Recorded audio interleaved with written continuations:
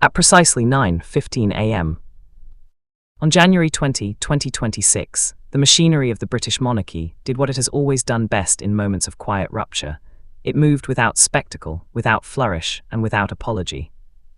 There were no cameras in the room, no raised voices, no theatrical pauses designed for history books. There was only a decision, delivered, recorded, and sealed into precedent.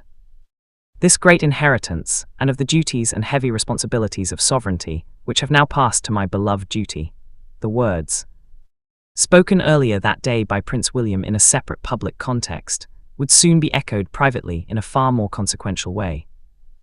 They framed the posture of a man no longer acting merely as a brother, but as a steward. And stewardship in the modern monarchy had become something colder, sharper, and far less forgiving than sentiment. When palace officials confirmed that the Duke of Sussex's appeal for financial assistance had been denied, the announcement was almost antiseptic in its delivery. There was no commentary, no softening language, no reference to family, just confirmation. The request had been reviewed, the request had been declined, the matter was closed. To outside observers, it might have sounded like bureaucracy. To Prince Harry, it was finality. The appeal itself had been made only hours earlier, carried through channels that technically existed but were rarely used, direct, urgent, and unmistakably personal. Harry had not approached the Duchy of Cornwall through advisors or solicitors. He had not sent a formal legal memorandum. He had called Kensington Palace directly, insisting that the matter be escalated to Prince William without delay. Protocol, in this instance, was treated not as a safeguard but as an obstacle. It was a gesture born not of confidence but of compression. Time had run out. By the time the call was logged, the Duke of Sussex was already standing on the edge of a financial cliff. The Montecito estate, Riven Rock, the property that had once symbolized escape, independence, and reinvention, was hours away from triggering irreversible contractual consequences. Insurance coverage had lapsed, a lender clause had been activated, a force-placed premium of extraordinary size loomed with a deadline measured not in weeks, but in hours. The request, as it reached Prince William's desk, was not framed as a rescue. It was framed as necessity. $400,000 to reinstate insurance coverage immediately. $1.2 million to bridge legal, tax, and tuition obligations through March. $7 million to shield against potential exposure related to existing media contracts. $30 million for long-term asset restructuring through blind trust mechanisms. $36.3 million in total. It was not a loan request. It was not a proposal. It was an ultimatum disguised as urgency. Prince William reviewed the materials in under 20 minutes. That detail would later matter, not because of speed, but because of what speed signified. There was no prolonged deliberation, because the question itself had already been answered long before that morning. The call did not initiate a debate, it merely activated a conclusion. The response was relayed through Sir Alaric Worthington, the monarchy's longest-serving financial integrity officer and current senior auditor of the duchy. His words were brief, formal, and absolute. No funds shall be released. The matter is closed. The Crown cannot be party to reputational or financial salvage. Those who heard the phrasing understood immediately what it meant. This was not about cash flow. It was about contamination. In refusing to act, the monarchy was not abandoning a family member. It was insulating an institution. Within the palace there was no applause. There was no celebration. There was, instead, a sense of grim inevitability. One senior aide would later describe the mood as resolved, not relieved. The decision carried weight because it carried consequence. Once delivered, it could not be undone without undermining the very principles it was meant to uphold. From the outside, critics would ask whether the refusal was cruel. Inside the system, it was viewed as structural. The modern monarchy no longer operated as a safety net for private failure. That line, quietly repeated in briefing notes that morning, had become doctrine. The Duke of Sussex was not being punished, he was being categorized. What made the moment so stark was not merely the denial, but the context in which it occurred.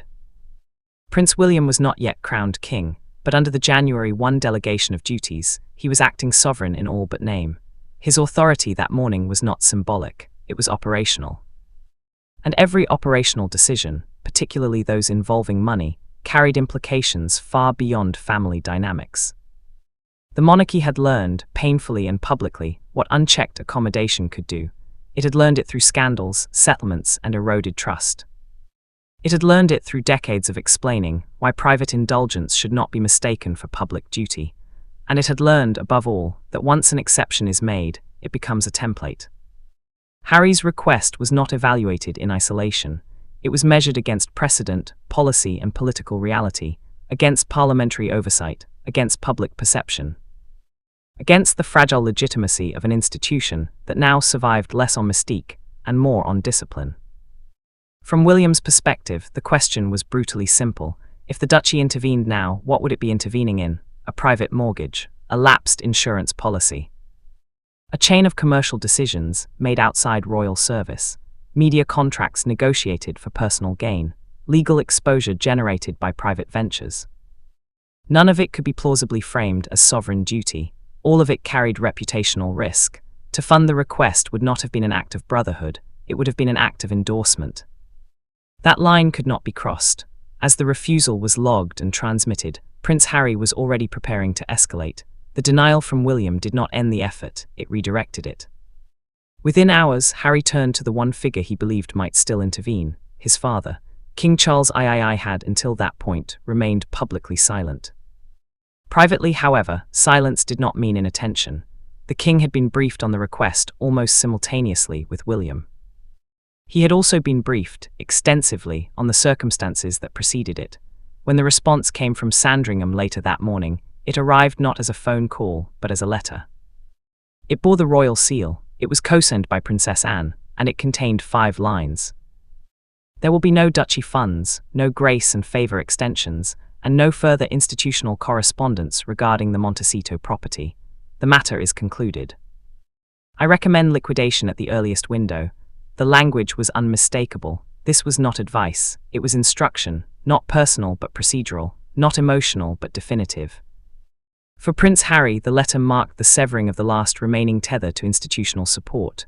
It did not argue, it did not explain, it did not apologize, it closed the file. In 5 lines, the monarchy did what it had not done publicly before, it formalized separation. This was not a decision made in haste. It had been building for weeks, layered beneath audits, reviews, and quiet consultations that never reached the press. By the time the letter was written, the outcome was no longer in doubt. What remained was only timing, and timing on that morning was unforgiving. As the palace moved on to its next agenda item, the consequences of the refusal began to unfold elsewhere, across oceans, across industries. Across the carefully constructed world, Harry and Meghan had tried to build outside the royal fold. The denial was not just the end of financial support, it was a signal that the monarchy would no longer absorb the costs of private ambition. A signal that legacy without discipline would not be subsidized. A signal that the era of exceptions had ended. For the institution, it was an affirmation of principle. For Prince Harry, it was the moment the final lifeline was cut, and the day was only just beginning. If the morning's refusal marked the end, the appeal itself revealed how close that end had already become. By the time Prince Harry reached for the phone, the language of options had narrowed into the language of deadlines. This was not a season of planning or recalibration. It was a moment measured in hours, not days, one in which decisions already made elsewhere were simply waiting to be enforced. The call to Kensington Palace did not follow the usual choreography. There was no advance notice, no intermediary briefing, no carefully prepared memorandum sent ahead to contextualize the request. Instead, the approach was blunt and immediate. Harry insisted on urgency, insisted on relevance, insisted that the matter be reviewed by Prince William himself.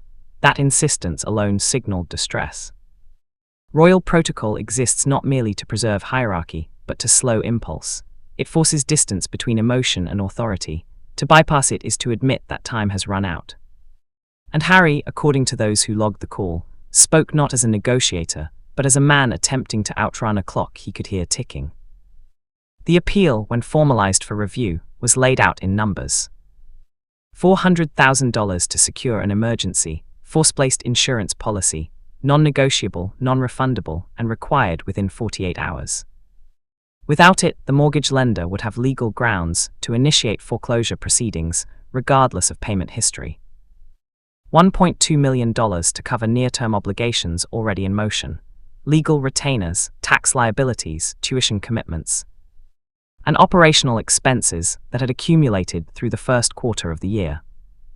$7 million earmarked as a protective buffer against potential contractual exposure related to existing media agreements, money intended not to generate income, but to contain loss.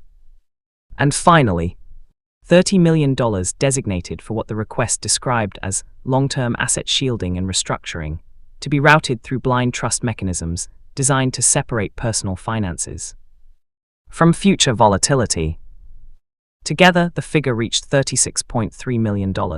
It was, on paper, comprehensive. It accounted for the immediate emergency and the anticipated fallout. What it did not account for was how the request would be interpreted.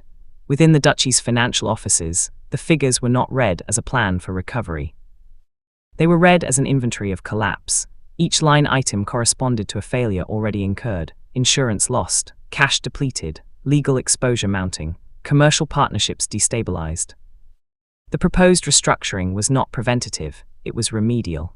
And remedial action, in the monarchy's modern financial doctrine, fell squarely outside the scope of support. What made the appeal particularly stark was its framing. The request did not acknowledge miscalculation. It did not concede mismanagement. It spoke instead in the language of inevitability, as though the circumstances themselves had arrived uninvited and unprovoked. To Prince William and his advisors, that framing mattered. In governance, how one explains failure often determines whether assistance follows. The Duchy had, in previous decades, intervened quietly to stabilize assets when outcomes threatened broader institutional damage. But those interventions were always paired with accountability, conditions, oversight, and crucially, a recognition of error. This appeal offered none of that. It positioned the Crown not as a guardian of principle, but as a last resort insurer. And insurers, by definition, must decide what risk they are willing to underwrite. As Sir Alaric Worthington later noted in internal correspondence, the request presented asymmetrical exposure. The Crown would assume reputational and financial risk without gaining control, oversight, or the ability to prevent recurrence. There was no mechanism proposed to ensure that similar appeals would not follow months later. In short, there was no exit. Prince William's review of the materials was swift, not because the figures were small, but because they were clear. Each number told a story, and together they formed a narrative the Duchy recognized all too well: escalating commitments, delayed delivery, and a reliance on future promises to offset present deficits. The appeal was not asking for help to build something sustainable. It was asking for help to pause a collapse already in motion. That distinction proved decisive. Within the palace, aides were careful to separate tone from substance. There was no suggestion that the request was frivolous. On the contrary, it was taken seriously precisely because of its scale. But seriousness did not translate into sympathy. As one senior financial advisor later summarized it, the numbers didn't frighten us. What frightened us was what they implied. They implied that private financial discipline had broken down entirely, that obligations had been layered without regard for downside. That reputational capital, once abundant, had been treated as renewable rather than finite. They also implied something else, more uncomfortable, that the Crown had already intervened before. Quietly, discreetly, and without public acknowledgement, the monarchy had absorbed costs in earlier years to prevent embarrassment, to smooth transitions, to protect the broader institution from collateral damage. Those interventions had been framed internally as temporary measures during an adjustment period. The appeal suggested that the adjustment had never ended. For Prince William, this realization sharpened the decision. The refusal was not merely about what the Duchy could not do, it was about what it must not do. Allowing the request would not have been a one-time exception, it would have reset expectations. It would have signaled that, regardless of prior decisions or public positions, the Crown remained the ultimate guarantor of private risk. That signal could not be sent. When Sir Alaric delivered the refusal, he did so with language that deliberately avoided emotion.